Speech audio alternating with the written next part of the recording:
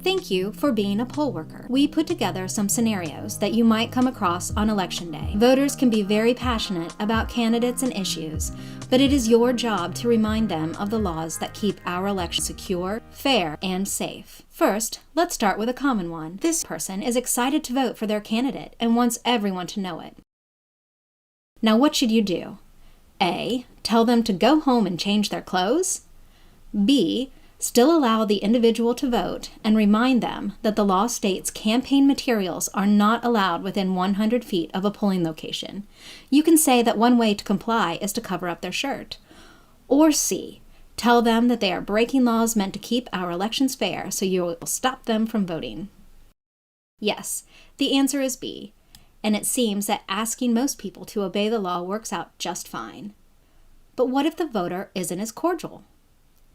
Do all you can to calm down the voter, but what's most important is making sure that you convey that they absolutely will be allowed to vote. Remember, the responsibility of poll workers is to help Ohioans vote, not to serve as a law enforcement officer. Specifically, you should speak with a calm voice, do not engage in underlying issues that may factor into the objection, remind the person that they are permitted to vote and that they are being asked to comply with the state law that ensures no campaigning occurs within the polling location. If de-escalation fails, inform a voting location manager or supervisor. If a precinct election official feels the safety of any person is in jeopardy, contact law enforcement. What if you are at your polling location and there is an individual or group who is making it difficult for voters to enter your polling location? Or if you are stationed at your Board of Elections, you are likely in close proximity to your county's drop box. What if someone is standing in its way? What would you do? A. Nothing. It's their right to stand where they choose. B. Explain that Ohio law doesn't allow for your polling location or drop box to be blocked because it impedes the ability of a voter to cast their ballot. Ask them kindly to move away from where they are standing. Or C. Call police and have the individual or individuals removed. The answer, of course, is B. Ohio law prohibits anyone from hindering or delaying an elector in reaching or leaving the place fixed for casting the elector's ballot. Also, if the activity is at the drop box, you can also inform the individual that their actions are being recorded via a 24/7 video surveillance camera. While in most cases, any person hindering or impeding access will move when asked, it is also possible they refuse. In that case, inform your voting location manager of the situation, who may engage law enforcement if necessary.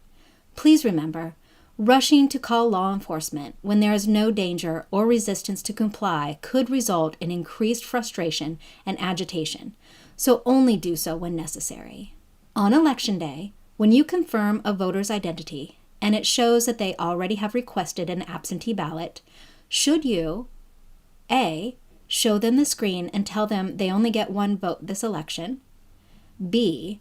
Kindly explain that since they've already requested an absentee ballot for this election, they can only vote by provisional ballot on Election Day. Inform them that if they didn't mail their absentee ballot in, their provisional ballot will serve as their ballot. Or C. Tell them they can vote, but then spoil their ballot right away.